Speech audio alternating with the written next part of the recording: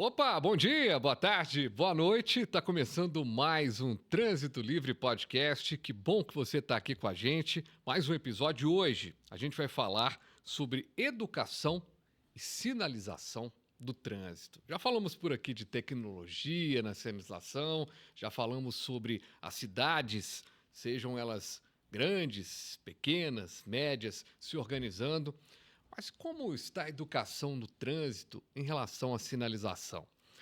Em meio a tanta falta de atenção também, né? O celular, portanto, roubando a atenção o tempo todo. Será que a gente está ligado em tudo que acontece de sinalização nas cidades? Sejam as placas, sejam os semáforos, sejam os equipamentos que ajudam neste posicionamento. Do meu lado esquerdo está aqui, Ricardo Pacheco. Seja bem-vindo, meu querido.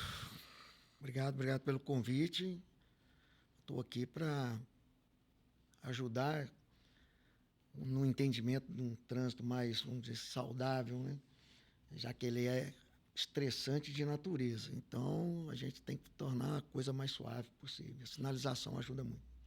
E à minha frente, vai aparecer agora na tela também o nosso podcast, já apareceu, Roberta Torres, especialista em trânsito também. Obrigado, viu, querida, pela presença aqui no nosso podcast. Eu que agradeço o convite, Fabiano, Ricardo, meu grande amigo, e a todos que estão nos assistindo. Obrigada por estar aqui discutindo o trânsito, falando sobre mobilidade, que é um tema que eu gosto muito. Muito bem, tem um bastidor, viu, pra gente gravar, né, que a Roberta ficou presa no trânsito de Belo Horizonte. Pois é, trânsito não é fácil, não. E aliás, não perdoa, né? Todo mundo fica preso. Acho que especialistas em trânsito, repórteres que cobrem o trânsito deveriam ter uma lei específica para isso. O podcast tem o apoio da Garra Traffic, a melhor sinalização, pensamento do trânsito para acontecer nas cidades. Roberta, para a gente começar o nosso papo aqui, né? Educação no trânsito. Ela não é só para o motorista, ela não é só para o pedestre, mas ela está faltando, tem hora, né? E como está faltando, Fabiano? Na verdade, a educação para o trânsito, ela é para todos. E desde quando a gente está ali na escola, nos primeiros anos, aprendendo as formas de nos locomover, porque a criança, ela é pedestre, ela é ciclista, ela está ali no carro como passageira. Então, à medida que a gente vai crescendo, ouvindo, falando sobre os elementos básicos da educação para o trânsito, naturalmente a gente vai crescendo com uma ideia maior e com uma percepção de risco também maior. E naturalmente vai se tornar uma pessoa mais educada no trânsito. E essa educação se constrói como, Ricardo? Bom, eu sou um defensor que a educação de trânsito tem que estar na escola primária, né? Tem que entrar desde a escola primária. Mas eu vi aqui a entrevista com o Osias. Eu concordo com ele que a gente está perdendo a educação de uma maneira geral, né? Uhum. As pessoas já te esbarram na calçada, ninguém te pede desculpa, ninguém te cumprimenta mais, já está dessa situação. No trânsito, parece que isso fica mais exacerbado, né? Porque, querendo ou não, né, trânsito é uma coisa, como a Roberta disse, vivida por todo mundo, pela criança, seja bicicleta, com os adultos, né? Carro, coisa motorizada ou não. E ali a gente tem que saber que tem o outro, né? Existe o outros e outros, né? A gente não está único ali. Então, eu acho que o caminho tem que ser pela educação, começar pela educação infantil, vir evoluindo com os conceitos de trânsito, até chegar na idade adulta, né? Uhum. E isso está faltando. Verdade. Roberta, quando a gente fala dessa questão de educação, a gente está vivendo também momentos em que as pessoas estão muito ou com pressa demais, ou parecem que não estão vivendo aquele momento atual. Por exemplo, estão ali, mas não estão, estão respondendo uma mensagem, recentemente, a gente teve um caso marcante em Belo Horizonte que é preciso ser discutido o quanto que as pessoas estão nervosas no trânsito, né? Que é o caso do rapaz lá que matou o Gari. Tira o fato do cara ter a ficha criminal que ele tem, as mentiras que ele contou e tudo mais. E aquilo ali é de uma coisa de uma pessoa má. Ponto. Uhum. Mas esse estresse do trânsito, de um caminhão fechar, de você estar parado, todo mundo passa por. Já pensou se todo mundo Sim. pega uma arma e sai atirando em todo mundo? Por que a gente chegou nesse ponto, na sua opinião? Então, o trânsito ele é um espaço que reflete aquilo que a gente é, muitas vezes, mesmo que seja aquilo que a gente é lá no nosso íntimo, e que às vezes aquilo fica mais exacerbado naquele ambiente.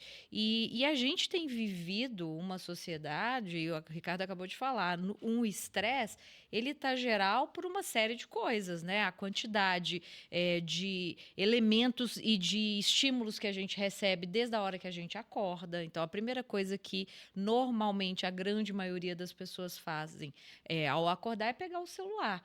E muitas vezes pegar celular para ficar ali e perdendo até o tempo dela em redes sociais, enfim.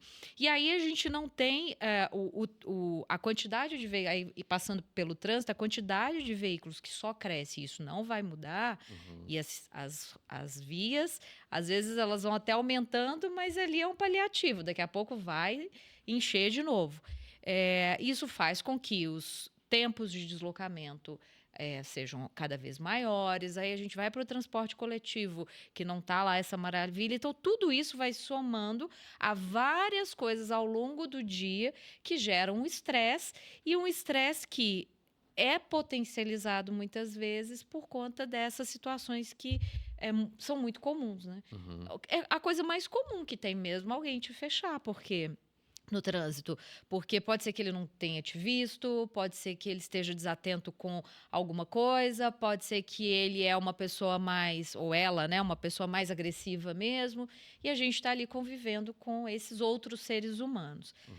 Mas, indo para o outro lado, eu acho que cabe muito um olhar para dentro de si. Eu tenho falado muito isso, que assim tem sido uma busca minha de me conhecer, tentar entender os meus sentimentos, as minhas reações no dia a dia. Mas para que isso? Para eu viver melhor. Essa é uma busca minha.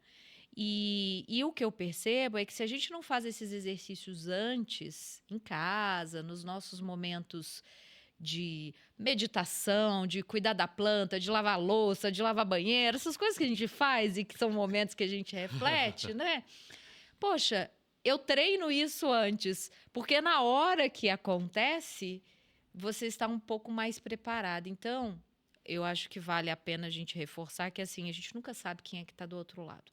Nós nunca saberemos que quem está do outro lado é um sujeito como esse, capaz de fazer aquilo que foi feito. Então, o melhor para a nossa saúde, para nosso próprio cuidado e para a nossa vida é se afastar desse tipo de coisa, sabe? Assim, não deixar que isso, de fato, te altere de alguma forma. Fechou? Fecha o vidro, bota uma música, respira, conta até 10, faz o que for. E essa respiração e esse contar até 10, contar até 100, contar até 1000 é educação também, né? Faz parte da sua formação como pessoa, né? Do que você levou para aquilo ali. Não só, a gente está falando aqui daquela educação básica do trânsito, que é você respeitar as leis, mas se cuidar também, como a Roberta está falando, é um caminho, né? É aquilo que eu estou te falando. Assim, a escola, né, ela tem que perder um pouco dessa formação mais, vamos dizer assim, tradicional e vir para uma formação mais... as pessoas têm que aprender a ser tranquilidade, né? Eu vejo que, às vezes, vejo comentários que as pessoas pegam uma prova, não conseguem resolver, dado o estado de ansiedade que ela já está. Olha, sinceramente, eu não me lembro de ter vivido isso na minha época de escola, entendeu? Se você não sabia, não sabia. Paciência, tentava dar uma colada ali. Agora... Você já colou, Ricardo? Já colei e já fui muito colado também. Mas... Já colou, Roberto? Olha, eu fui colar minha primeira vez, que eu era tão medrosa, mas eu já estava, sei lá, no 3º ano já, no magistério, mesmo assim Eu com tinha um- muito receio. eu já tinha um problema para colar, porque eu sempre fui muito burro para colar, sabe? Eu tinha medo danado de ser pego pelo professor. Mas Exatamente. Mas aí, mas hoje você vê que as pessoas não têm parece que não tem aquele acompanhamento psicológico, né? E aí, dentro do que você estava falando, foi o Gari. Infelizmente, foi o Gari. Uhum. Mas poderia ter sido um outro motorista, Sim. poderia ter sido um Exato. motociclista. Aliás, até pelo caso, o Gari, infelizmente, morre porque ele ameaça, de acordo com os autos, ele ameaça a motorista do caminhão. Uhum. Então, a briga é uma briga de trânsito. Sim. Por isso que eu acho que essa discussão, independente, nos ajuda a contar um pouco desse nervosismo do dia a dia, é porque depois você vai levantar a ficha do cara, o cara é formado num tanto de trem que ele não é formado, ele tem todas as questões que ele não é, que ele não leva. Aí vamos tirar essa. Mas esse conflito no trânsito está todo mundo no dia a dia. Exatamente. A gente está o tempo todo com esse processo, né? Isso já tem aquele... Todo mundo já sabe disso, já deve ter sido citado várias vezes, aquele filme da Disney lá da década de 50 do Pateta, né? O carro, felizmente, né, ele é um meio de transporte muito rápido, mas ele carrega com ele muitos outros conceitos, né? Sim. Você está protegido, você tem uma couraça ali de aço em volta. Hoje em dia, os carros já são climatizados, você não sente frio, não sente calor, né? Pode chover que você não molha. E é um sinônimo de status, e agora, à medida que eles vão ficando cada vez maiores, parece que de poder também. Então é o seguinte, porque o cara tem um carro grande, ele já entra na frente dos pequenos, quer dizer, é a lei da selva mesmo. A gente tem que conter isso, né? É o que a Roberta está falando, a gente tem que parar, respirar e conter isso, porque eu estou num carro grande, eu não tenho que me impor, sair, fazer uma manobra errada, porque me posicionei errado para virar uma esquina. Eu estou na esquerda, quero virar à direita, mas aí vem ali 2 carros menores, eu vou me impor aqui na frente, que eu estou dentro de um SUV. Tem que parar com isso, né? E isso acontece, e é isso que começa os pequenos desentendimentos no trânsito, que é uma coisa que vai andando, né? Vai percorrendo ali e termina num outro cruzamento lá com alguém dando tiro em alguém, Sim. brigando, tal, quebrando carro, e vai por aí. Junta as cidades que não ajudam muito, né? Determinadas engenharias da cidade, mas, por exemplo, você está descendo ali, o espectador que está nos acompanhando, que é de Belo Horizonte, está descendo o anel rodoviário, sentido Vitória, para acessar o Betânia. Copiou? Copiei. Não tem espaço para todo mundo descer. Então tá todo mundo descendo, aí o cara lembra que ele tem que virar à direita lá na frente. Eu falo que é a falta de planejamento do motorista, mas às vezes o cara não conhece a cidade, o Waze mandou ele, né, o Google mandou que ele entrasse, ele entrou de repente. Não aparece uma viva alma para deixar esse cara entrar, sabe? E aí, eu, por exemplo, eu uso aquela tática, se tá no cruzamento, um passa, outro deixa, um passa, outro deixa. Eu acho Equilibra. que isso que já equilibra. Eu falo assim, ó, o cara deixou eu passar, então agora eu passo, deixo o cara passar.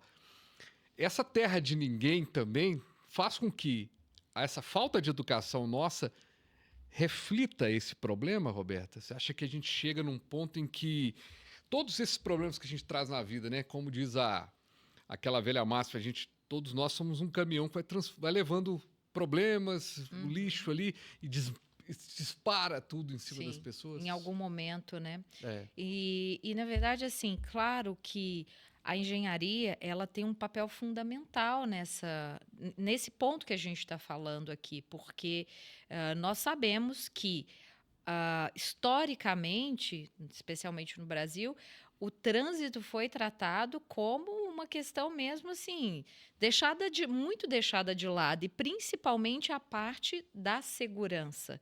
Então a gente teve aí um período em que governar era abrir estradas, né? Então você tem, vamos abrir, vamos ampliar, e talvez não um pensamento, ou boa parte, né? Não com um pensamento do cuidado, especialmente com os mais vulneráveis. E aí a gente tem um resultado de que muitas vezes a ausência da sinalização, trechos que a gente sabe que são, né, que foram mal planejados, porque a gente não estou julgando aqui a parte da engenharia, mas que poderiam ser melhores, e o engenheiro talvez fez com aquilo que ele podia fazer com o que ele tinha. Né? E as políticas públicas não voltadas para essas questões que são fundamentais. E o resultado disso, lá na ponta, é o motorista que está querendo entrar à direita, mas que não teve, de repente, uma sinalização, ou que ele, desapercebidamente ali, ele não viu que tinha que entrar. Então, eu falo, quando acontece um sinistro de trânsito, não foi um único fator, né? Foram vários fatores ali que levaram àquele sinistro. Quer comentar, cara? A engenharia tem que andar junto com a educação. Uma vai acabar não sobrepõe uma, não sobrepõe a outra, completa a outra, né? Nesse tempo aí que foi, né, precisa abrir estradas, os volumes eram menores, os tipos de caminhão eram menor, só que a estrada, às vezes, muitas delas não vêm acompanhando a evolução, né? Hoje já tem caminhão biarticulado, né? Já tem caminhão que eles chamam de trem-minhão, até mesmo pelo nome já está no modal errado, já está no trilho. Então, assim, a gente tem que pensar em transporte, para pensar em trânsito, para pensar em mobilidade, quer dizer, é todo uma teia, né? Um emaranhado de coisas que interferem, né? E mais a conduta do ser humano, né? Então é o seguinte, se ele vai ser um ator no trânsito no futuro, e vai ser, né? E por que isso não tem que começar desde cedo, né? Então é o seguinte, dentro de casa a gente aprende as regrinhas básicas de educação, mas e na escola? Né? Como nós estamos vivendo na escola. Então isso já é obrigatório, né? Pelo código, não sei, pelo Sim, Código Brasileiro de exatamente. Trânsito. A Roberta tem um vasto material sobre isso, dedicou a isso, tem toda uma literatura desenvolvida, né, para isso. E é uma coisa que me causa estranheza, porque nenhuma prefeitura ainda buscou isso para começar a tratar, vamos dizer assim, tratar as nossas crianças para que elas cheguem adultas, respeitando o trânsito e tudo mais. É uma coisa que eu fico, assim, até hoje, perguntando por que isso não chegou ainda nas escolas. E quando vem aqui para a rua, que cai nas redes sociais, ou cai num programa, numa reportagem de TV, as pessoas falam assim, mas a pessoa não tem educação no trânsito. Né? Não está tendo educação de uma maneira geral, mas no trânsito está mais evidente, né? Se a gente for parar para pensar, também tinha que ter empreendedorismo nas escolas também, né? Em vez de estudar algumas coisas que estão ali, né?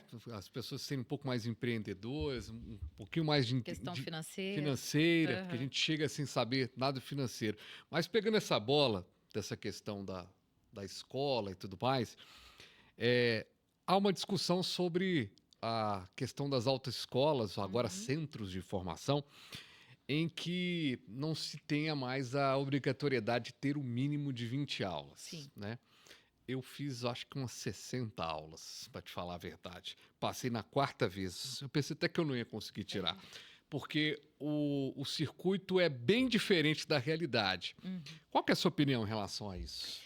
Essa discussão, ela já desde 1970, essa é a verdade, que se discute a formação de condutores e a melhor forma de fazer, e não teve ainda uma política pública, um governo que de fato abraçasse essa questão e fizesse aquilo que precisa ser feito, que é você estabelecer um currículo nacional que tenha como base alguns objetivos educacionais direcionados. O que eu espero quando eu vou ensinar, por exemplo, um aluno a fazer uma ultrapassagem? O que eu espero quando eu vou trabalhar com um aluno ou eu vou ensinar um aluno a fazer uma baliza? Quais são os objetivos daquilo que eu estou ensinando para ele? E hoje isso não acontece.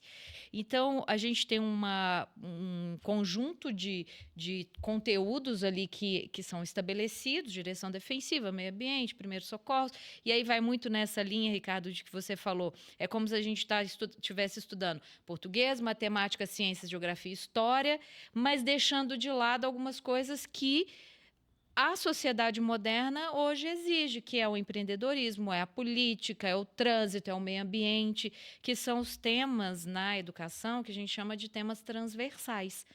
E aí, o que acontece, respondendo à sua pergunta, eu sou completamente contrária a essa decisão. Não foi uma decisão porque isso ainda é uma ideia, né? Mas foi uma decisão de falar isso, de expor isso num podcast, que não é, nesse caso específico, não é nem o ambiente para isso. Eu achei muito precipitado e ruim até para a discussão, porque as discussões relacionadas ao tema trânsito, que saem de resoluções, elas começam na Câmara Temática, que são órgãos técnicos que estão previstos, né, no Código, compostos por especialistas que estudam e oferecem essas sugestões para o CONTRAN. E aí veio uma coisa contrária ali, né, do Ministério, inclusive sem ter passado pela parte que daria ali o aval também, né? Inclusive o CONTRAN, o próprio governo federal. E aí gerou uma confusão, porque está todo mundo achando que vai começar amanhã. E isso, na verdade, talvez nem seja aprovado, né? E aí você gera um caos. E aí eu vou te falar agora por quê, né? Que eu sou contrária a se tirar as aulas. Imaginem que assim, ó, a proposta, básico da proposta é o seguinte: hoje, se um jovem com 18 anos, que nunca pegou não precisa ser um jovem, pessoa com 20, 30, sei lá, nunca pegou um carro, nunca dirigiu uma moto, nunca pilotou, ele poderia ir lá no Detran, marcar a prova dele e fazer o exame, sem ter passado por nenhum tipo, zero aula, zero. Isso é o que estava previsto na proposta. Qual a chance, assim, perguntar para qualquer pessoa na sociedade, não precisa ser especialista, se hoje a gente já tem um problema sério no trânsito e tudo mais e que precisa melhorar a formação, imagina o que vai ser se a gente tira tudo isso. Nada, ele não precisa fazer nenhuma aula. Então, assim, é muito perigoso a gente ir para essas medidas muitas vezes populistas que, de certa forma, atraem, né, o público, as pessoas, mas sem pensar, inclusive, no custo social disso. Um acidente de trânsito numa rodovia, ele custa em torno de R$800 mil. Então, a gente vai continuar pagando essa conta, né, ao invés de a gente pensar em reestruturar de uma maneira séria esse processo, que precisa, mas não dessa forma. E a sua opinião, Ricardo? Bom, se já está ruim, né, não custa nada piorar. Né? O último cara que falou isso disse que teve um candidato a deputado humorista que falou que pior que tá não fica, e piorou bastante. Eu já vejo com uma eu estava vindo para cá e achei muito legal da pessoa. Ela colocou um cartaz na traseira do carro dela falando assim: cuidado, eu tirei carteira agora. Todo mundo devia estar bem distante, né? Eu tentei fotografar lá, mas eu não mexo com isso, não. Isso é muito bom. E a gente vê os carros aí escrito assim, aprendizado, como é que é? Treinamento para recém... Sim. Isso, recém-habilitados. Então, a gente, né, já vê que a escola perdeu um pouco daquele negócio, porque fazer a baliza, antigamente você usava um próprio carro, hoje eu vejo que eles usam cones e tal. A de motocicleta ficou pior ainda, porque ele não vai para o trânsito, ele fica ali dentro de um circuitinho fechado e tal. Olha, é uma situação muito grave.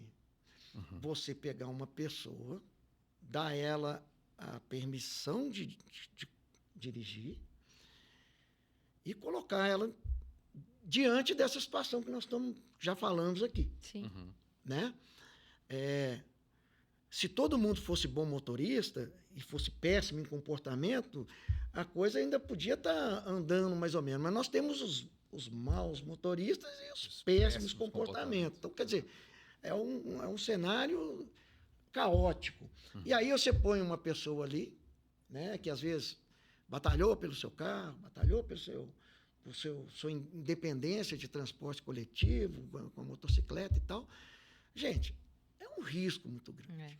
E também, eu vou te falar que também essa lei, né, por enquanto é uma discussão, né? Nem projeto é ainda, né? Mas acontece mais ou menos como algumas profissões, inclusive o jornalismo passou por isso, que é você, por uma pressão de empresários que queriam diminuir mesmo a função jornalística, você abriu mão do diploma, o diploma não era mais necessário, e o movimento do mercado como um todo fez com que o diploma fosse mais necessário ainda, e depois caiu a decisão lá do Supremo, do Gilmar Mendes na época. Muito provavelmente as pessoas vão continuar fazendo pelo menos 20 aulas para fazer.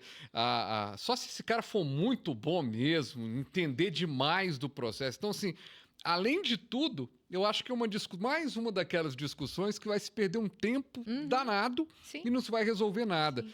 Enquanto algumas outras questões, eu acho que quem coloca essa discussão é mais ou menos como o deputado que colocou agora, foi uma deputada, que colocou a discussão de fazer com que os hotéis cumpram a diária de 24 horas. E eu acompanhei essa discussão. Não existe diária de 24 horas no hotel, porque o hotel precisa sair no mundo inteiro, né? Sim. Que você tem a entrada e a saída, tem que ter 2 horas de diferença para você entregar aquele quarto para outra pessoa chegar e tudo mais.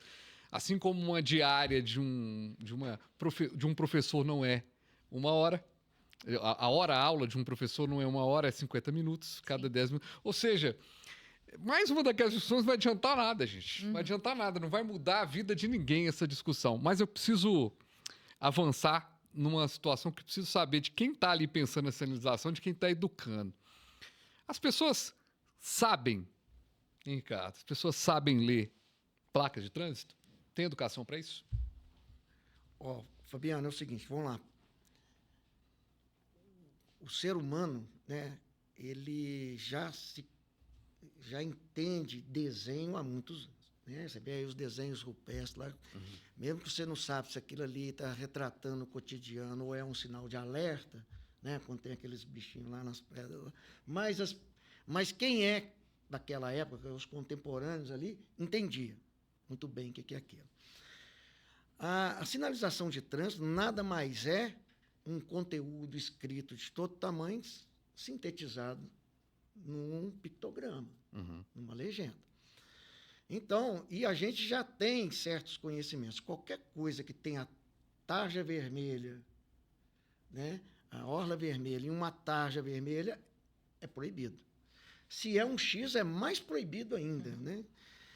E aí, já tem um símbolo lá dentro. Então, não deveria ser tão difícil assim a pessoa entender, né? O que difere uma da outra? De advertência, de regulamentação. Os símbolos, né, que levam essas placas também é de conhecimento de todo mundo. Né? A gente está aqui diante do seu... como é que fala? Da logomarca aqui do Trânsito Livre, e ali já tem um YouTube, já tem, todo mundo já entende isso aí, né? Tem uma seta, né, simbolizando o trânsito, um carrinho, enfim. Conversar por sinais é muito fácil, né? É fácil de entender. Às vezes, o que pode complicar é como eles são colocados, né? Em que ordem, né? Você vai fazer uma sinalização de rodovia, por exemplo, tem toda uma pré-sinalização até chegar num trevo, né? De que distância nós estamos falando que tem que estar essa pré-sinalização, para que velocidade nós estamos sinalizando, os tamanhos da letra altera, o tamanho da placa altera. Então, assim, dentro da área urbana, a sinalização é de uma forma, dentro da rodovia é outra, e isso só vai aprender mesmo lá na autoescola, ou no centro de formação, ou dentro da escola, né? Se a gente levar isso para dentro da escola. E à medida que você... E tudo é prática, né? A prática vai levar à excelência. Então, à medida que você começa a conviver com aqueles sinais de trânsito, né? Aquilo torna uma comunicação, assim, rápida, né? A pessoa bate o olho na placa e já sabe o que pode fazer e o que não pode. Sim. Né? Agora, atenção, né? Tem que estar atenção, não pode estar distraído com os carros hoje, né? Então, assim, é uma nave espacial, né? Tudo é cheio de luzinha, tudo é cheio de interação, né? Aperta o botão para mudar de rádio, aperta o botão para não sei o quê, os comandos já saíram da tela, já vieram para o volante, quer dizer, isso tudo é distração, né? Isso colabora com a distração, né? E a gente tem que prestar atenção nisso, porque eu falo muito desse negócio no semáforo, né? Então, assim, o cara que para o primeiro da fila, ele sabe que ele vai abrir o semáforo e ele vai passar. Os lá de trás é que não sabe se vai passar ou não. Então, o nível de ansiedade de quem está atrás é maior do que quem está na frente.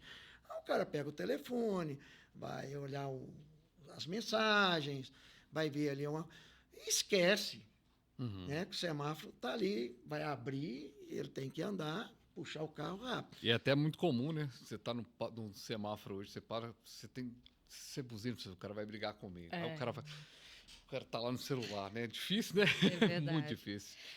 E aí a educação, ela tem esse papel, assim, e por isso eu volto a falar da importância do CFC, porque como a gente não tem esse processo educativo nas escolas, como é previsto no Código de Trânsito desde 1998, o único momento em que o sujeito vai passar por esse conteúdo é durante o processo de habilitação, é ali no CFC.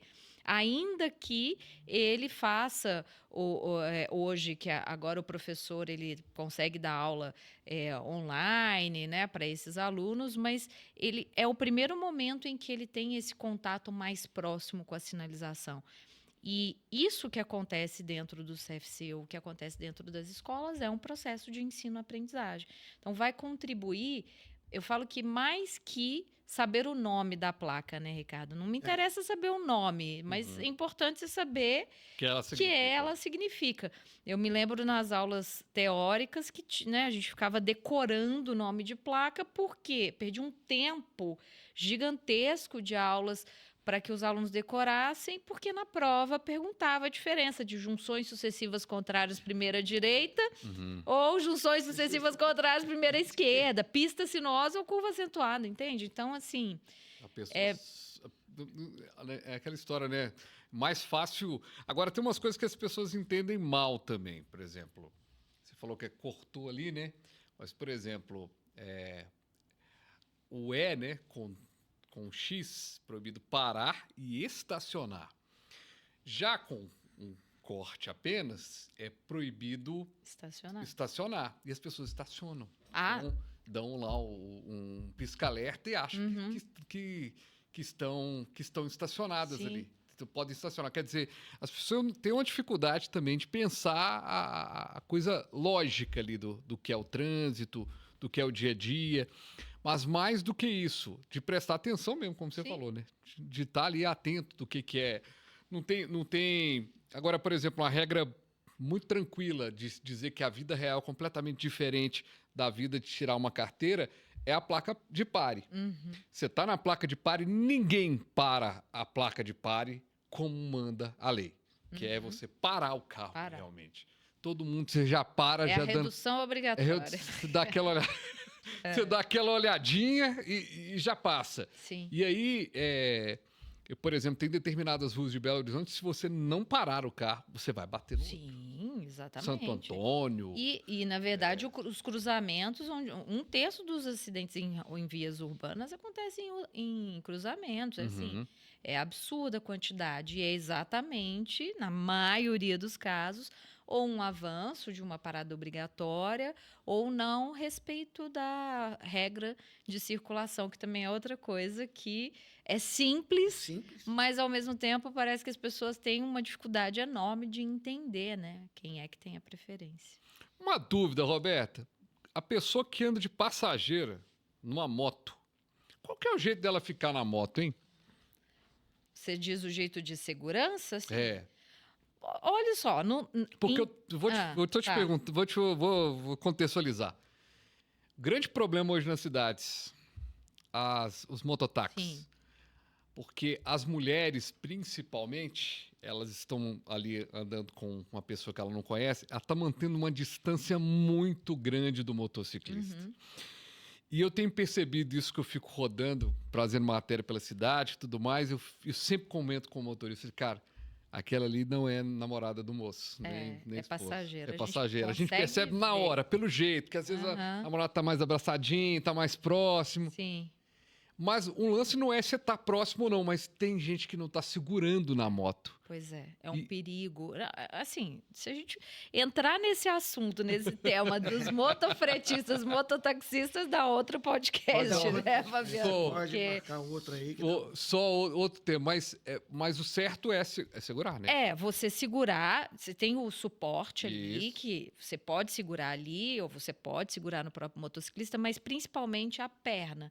Porque as suas pernas é que fazem ali uma espécie de um alicate mesmo de segurar, não é prender, mas para que você esteja junto com o motociclista e fique também mais suave, porque também tem aquele passageiro que o motociclista cai para um lado, ele cai para o outro. Então, só que assim, veja, não existe um curso para você se tornar passageira de motociclista, Exatamente. né? Então, normalmente é o que, por exemplo, quando a gente não tinha motofrete, mototáxi, e aí você é motociclista, você vai dar carona para alguém, você faz aquela orientação básica, né? Olha, então segura aqui, não, às vezes você vê o motociclista indo para um lado, fala, não, relaxa, fica mais tranquilo, deixa o corpo um pouco mais leve. É como uma dança, digamos assim. Você acaba orientando a pessoa. No transporte, nesse transporte que tem acontecido agora, isso não acontece, porque é um atrás do outro. Então, ele pega ali, ele não quer nem saber quem que é, quais as necessidades, se a pessoa tem algum tipo de dificuldade de mobilidade, se tem algum tipo de deficiência, e simplesmente vai. Tanto é que o número só tem aumentado, né? Ô, gente, a notícia é que terminou o nosso papo aqui. Foi rápido, Pena. né? Passa muito rápido, né? Acabou? Acabou. Passa- Quando a prosa é boa, A frase passa é rápido. boa. Ô, já ficamos um convite, né, para Roberto voltar aqui pra gente fazer um especial sobre motofrete aí, sobre Vamos. mototaxistas, sobre essa problemaiada toda aí também, né, dessa questão envolvendo esse transporte por aplicativo, que ainda é. Quem imaginava, né, que a gente ia ter na sociedade essa facilidade de pegar um carro com um desconhecido, né? É. Os pais da gente falavam assim, não anda com desconhecido. Nunca pegue carona com alguém que você não pega carona, agora conhece. você vai lá e marca pelo Aham, celular. Ainda paga. Obrigado, Roberta. Eu que agradeço. Abração. Obrigada. Gato, brigadão, viu? Ô, gente, o nosso podcast está em todas as plataformas, você acompanha também no YouTube. Quero agradecer você que acompanhou a gente. Roberta Torres, especialista em trânsito. Ricardo Pacheco, também especialista em trânsito, sinalização. Aliás, os dois foram colegas, inclusive, né? Estudaram Aí. juntos. Bacana demais. E você acompanhe o nosso trabalho também aí no YouTube, no Instagram. E a gente se fala num próximo episódio. Valeu!